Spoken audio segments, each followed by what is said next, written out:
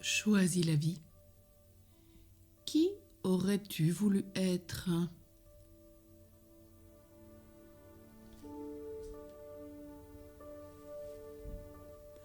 Tu as adopté une certaine trajectoire professionnelle, amicale, affective, familiale, sociétale, ecclésiale, qui peut-être n'est pas celle que tu aurais aimé suivre. Qui aurais-tu voulu être vraiment ? Pour répondre à cette question, tu peux peut-être profiter d'une retraite spirituelle en silence, avec des temps d'enseignement, de prière, pour faire le point sur ta vie. Peut-être pendant tes vacances, ou pendant une pause de ta journée en ce jour. Non pas pour concevoir de l'amertume, des regrets, cela ne sert à rien, mais pour faire le point, pour rechoisir ta vie. Quelle aspiration avais-tu quand tu as pensé « Voilà ce que j'aurais aimé être » ?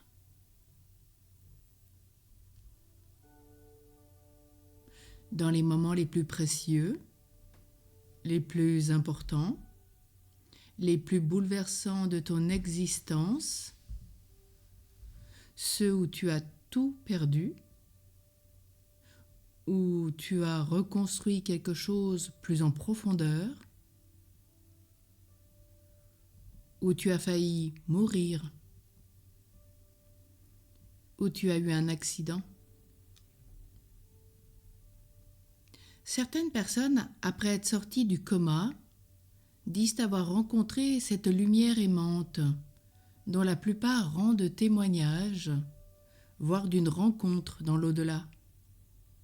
Certains avoir entendu une voix leur demander si elles étaient heureuses de ce qu'elles avaient vécu, réalisé. Et certaines reviennent avec une mission à accomplir. Elles disent qu'elles auraient alors pris conscience qu'elles avaient négligé tout un pan de leur vie, parce qu'elles avaient vu leur vie défiler, tantôt sur le plan affectif, tantôt sur le plan professionnel, sur celui de leur appel profond dont le Seigneur leur avait confié une mission particulière. Et tout se passait comme si elles avaient choisi de revenir, même dans un corps handicapé, pour accomplir aujourd'hui cette mission qui est ancrée en elles. Mais toi, ce matin, tu sais ce que tu aurais aimé faire. Alors aujourd'hui, soit parce que tu n'en as pas les capacités, soit parce que l'âge ne te le permet pas, soit peut-être parce que tu ne peux plus reprendre d'études. Peu importe, ne regrette pas. Mais qu'est-ce qui s'approche le plus de ce que tu aurais aimé être ?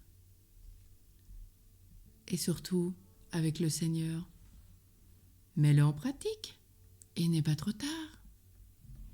Dieu trouve un chemin pour toi.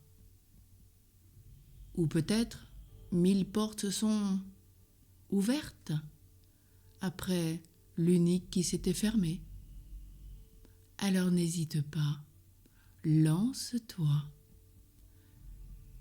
réalise ce que tu aurais voulu être ou, avec la grâce de Dieu, approche-toi-en le plus.